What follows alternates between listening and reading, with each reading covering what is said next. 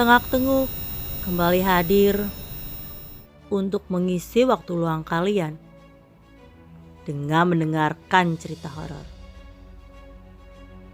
Saya Cisi akan membacakan cerita yang ditulis oleh Dioseta @Dioseta dengan judul Ritual Tumbal Kebun Tebu.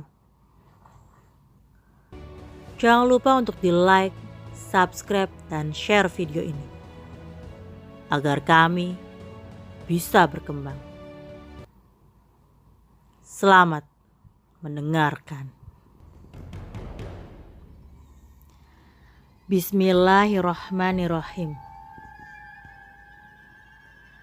Beberapa warga di kampung percaya bahwa agar hasil panen tebu terjaga dan rasa tebu manis, maka harus ada sesuatu yang mereka lakukan. Dan akulah yang tidak beruntung melihatnya. Aku Latif. Cerita ini terjadi ketika aku masih duduk di kelas 3 sekolah dasar di kampungku yang terletak di pesisir Jawa Timur. Aku tinggal di sebuah kampung yang dikelilingi begitu banyak kebun tebu. Memang, rata-rata penghasilan kami di sini adalah petani tebu. Mulai dari ada yang memiliki lahan sampai pekerja lepas untuk membantu pemilik lahan mengelola kebun mereka. Hasilnya sangat layak karena setiap panen sudah pasti ada mobil-mobil dari pabrik gula yang akan menjemput hasil panen. Dan yang dekat diangkut langsung dengan kereta lori. Beberapa warga di kampungku percaya bahwa agar hasil panen tebu tetap terjaga dan rasa tebu manis, maka harus ada sesuatu yang mereka lakukan. Dan akulah yang tidak beruntung karena melihatnya. Seperti biasa, saat pulang sekolah, aku selalu bermain bersama teman-temanku sampai maghrib. Dan saat itu, temanku Yuda mengajak untuk mengambil beberapa batang tebu untuk kami nikmati sarinya. Kami sudah sering melakukan ini. Yang penting jangan sampai ketahuan oleh pemilik kebun atau orang dewasa. Yang manis ada di tengah, Tif. Sana aja. Jangan jauh-jauh. Sudah mau maghrib ini. Yuda tidak menggubris perkataanku. Tapi perkataannya memang benar. Tebu yang siap panen yang berada di tengah. Sedangkan yang di pinggir masih baru saja tumbuh.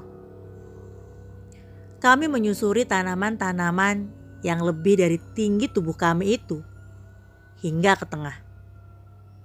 Di sana, Yuda segera mengambil sebatang tebu sesuai rencana kami. Kalau di sini malah aman, gak akan ketahuan sama siapa-siapa, ucap Yuda. Iyo, manis semua lagi, ucapku sambil mencoba mengupas batang tebu yang kuambil. Begitu asik kami menikmati batang tebu.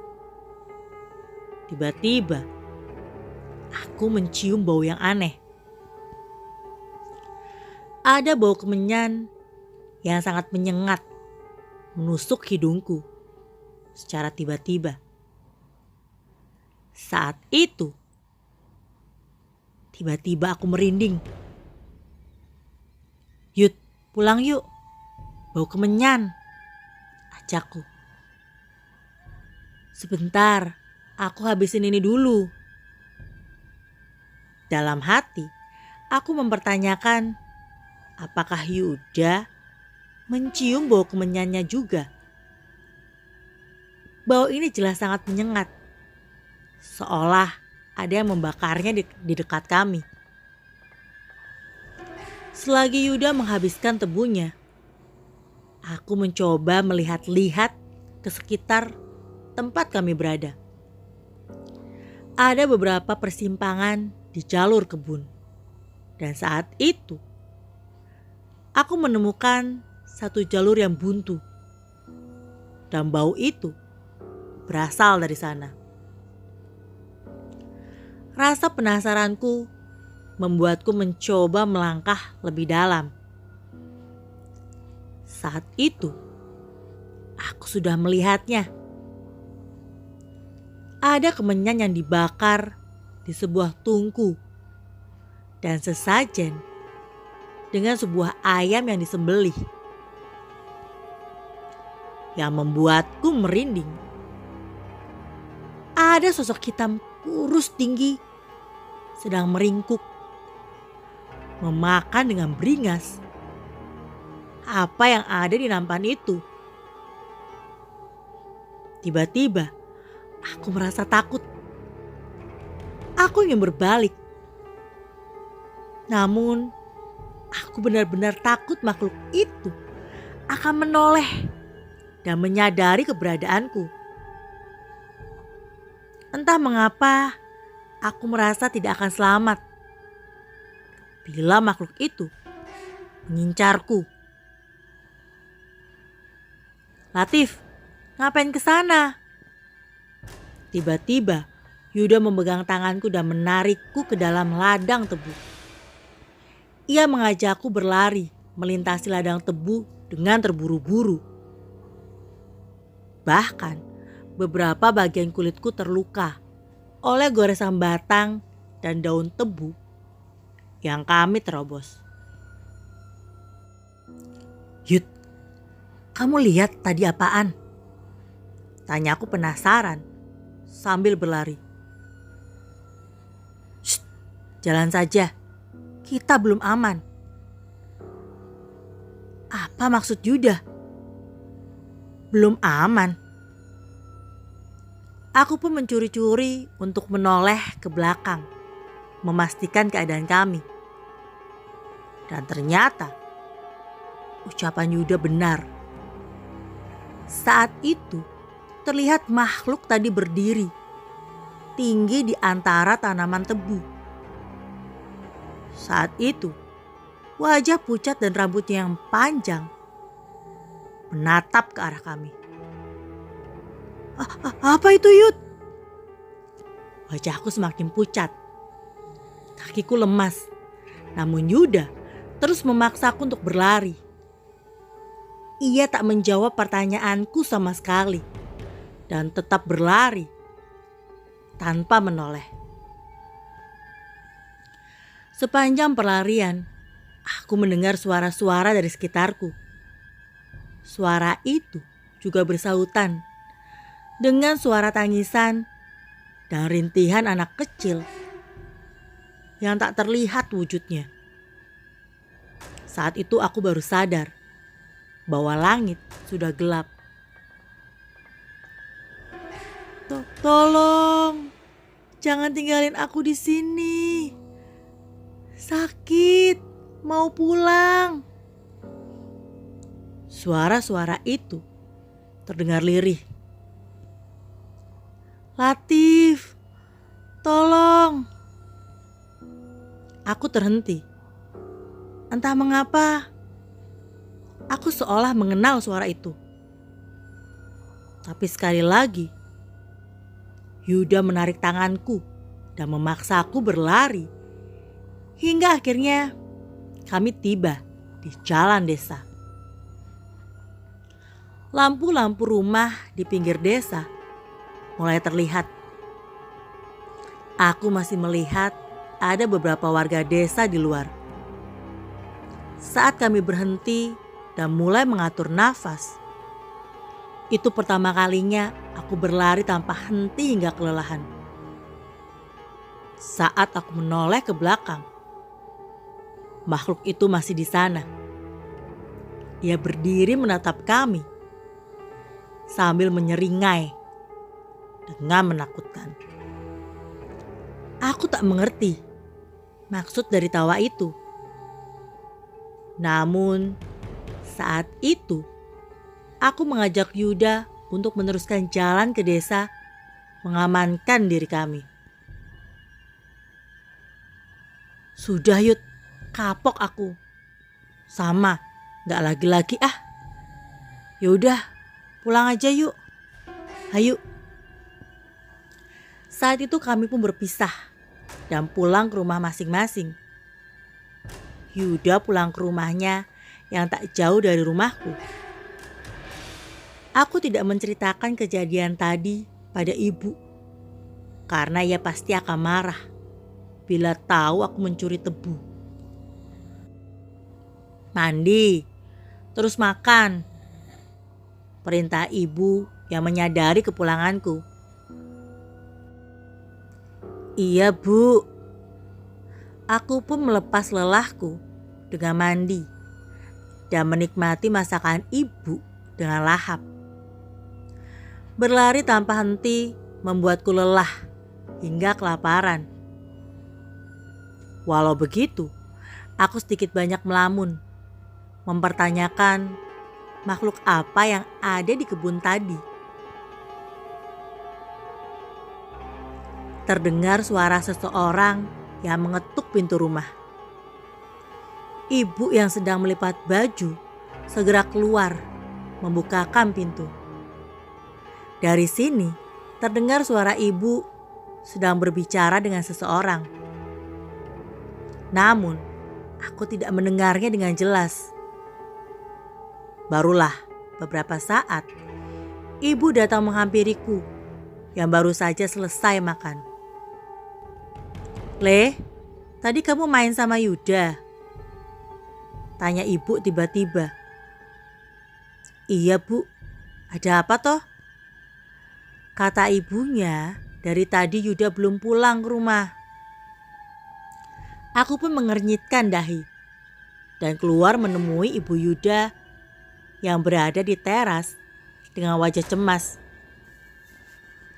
Bude, tadi Yuda sudah pulang kok. Kita pulang bareng, ucapku menjelaskan. Duh, yang benar Le. Tapi udah gak ada. Saat itu, aku benar-benar bingung. Aku memastikan sendiri Yuda pulang ke rumahnya. Namun saat itu, aku memang merasa ada yang janggal dengan Yuda saat menarikku pergi dari kebun tebu. Ayah dan ibu Yuda sudah bertanya ke beberapa warga, namun tidak ada satupun dari mereka yang melihat keberadaan Yuda. Saat jarum jam melewati pukul 9 malam, warga desa pun mulai berkumpul di pos ronda. Kamu bener lihat Yuda pulang, Tif? Tanya Pak RT.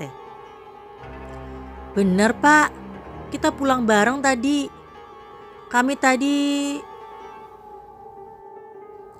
Aku pun mau tidak mau menceritakan bahwa kami pergi ke kebun tebu di sisi tengah. Aku meminta maaf atas kenakalan kami. Namun, aku memastikan bahwa Yuda benar-benar sudah pulang bersamaku. Walaupun ada kejadian yang janggal saat itu. Ya ampun Le, sudah dibilang anak-anak jangan main ke kebun tebu. Apalagi yang ada di tengah. Sekarang jujur, kamu ngelihat apa? Wajah Pak RT saat itu benar-benar berubah panik. Dari perkataannya, aku menyimpulkan bahwa ia mengetahui sesuatu tentang kebun di tengah itu. Ada bau kemenyan, Pak. Aku menceritakan dengan ragu. Saat itu, aku menceritakan tentang sosok makhluk kurus yang tingginya melebihi tanaman tebu dan sesajen berisi bangkai ayam di sana.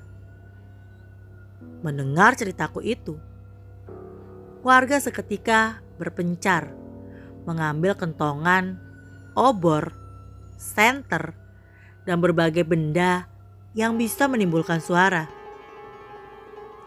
Ibu pun tiba-tiba memeluk aku erat-erat. Sementara bapak menoleh dengan mata tajam ke salah satu warga desa yang memantau kerumunan dari jauh.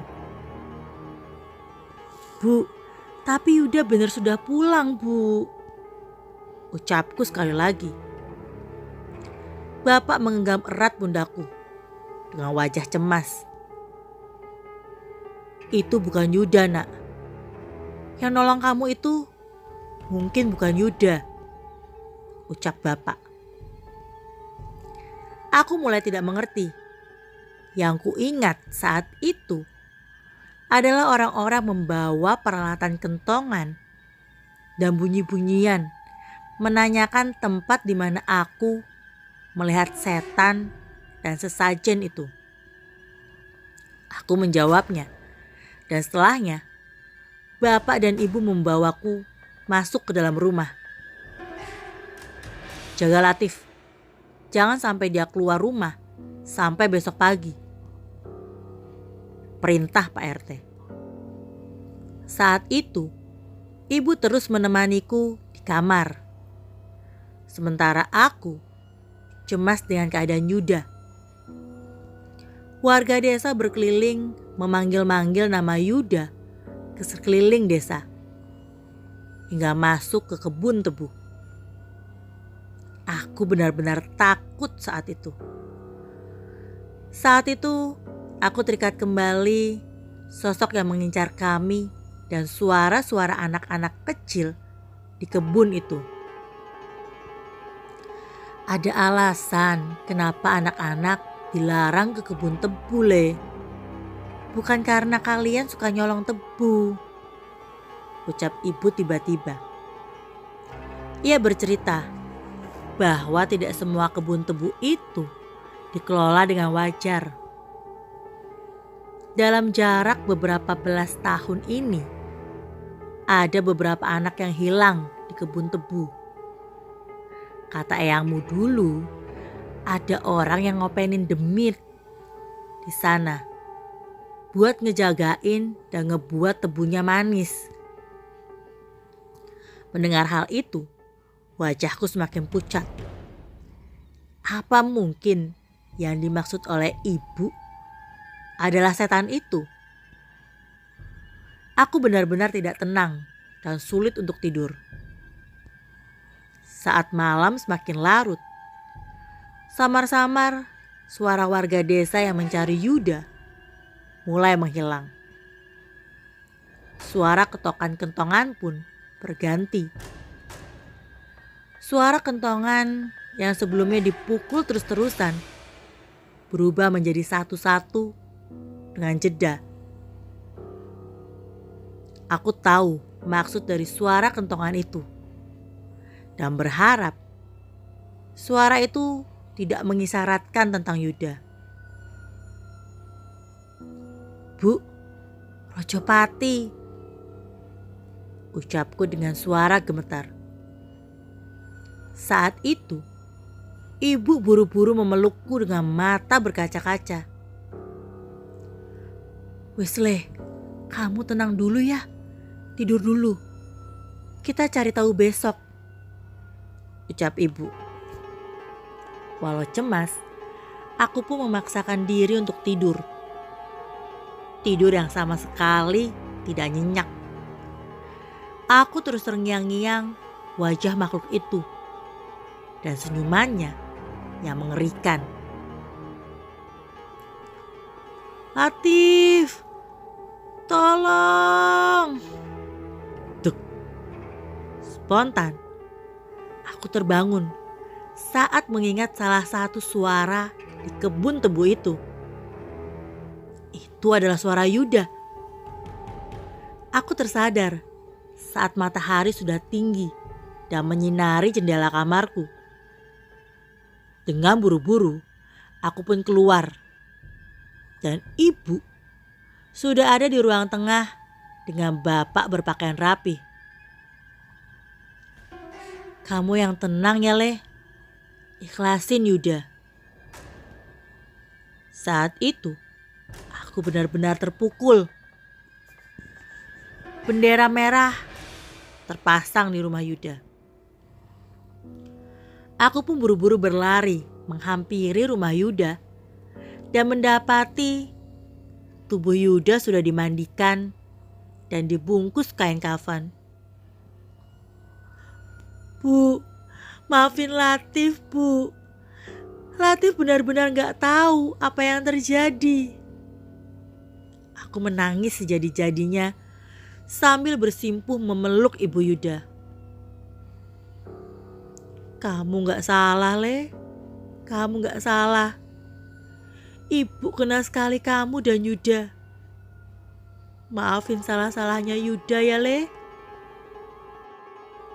Balas ibunya Yuda sambil meneteskan air matanya. Mendengar itu, aku semakin menangis. Ia tidak menyalahkanku dan justru mengelus punggungku untuk menghiburku. Ibu Yuda terlihat sedih. Namun wajah ayah Yuda justru dipenuhi amarah. Wajahnya itu persis seperti wajah bapak saat menatap seorang warga desa yang memandangi kami kemarin dari kejauhan. Ada waktunya semua ini akan dibalas. Aku mendengar ayah Yuda menggumam saat itu. Belakangan baru kuketahui bahwa jasad Yuda ditemukan mati dengan tidak wajar. Wajahnya rusak dan bagian tubuhnya terpisah. Ada rambut-rambut panjang yang aneh menumpuk di mayatnya. Ceritanya selesai sampai di sini. Terima kasih yang sudah mendengarkan dan terima kasih kepada penulis @dioseta. Tunggu cerita lainnya dengan judul yang berbeda hanya di Tengok-Tengok channel YouTube. Wassalamualaikum warahmatullahi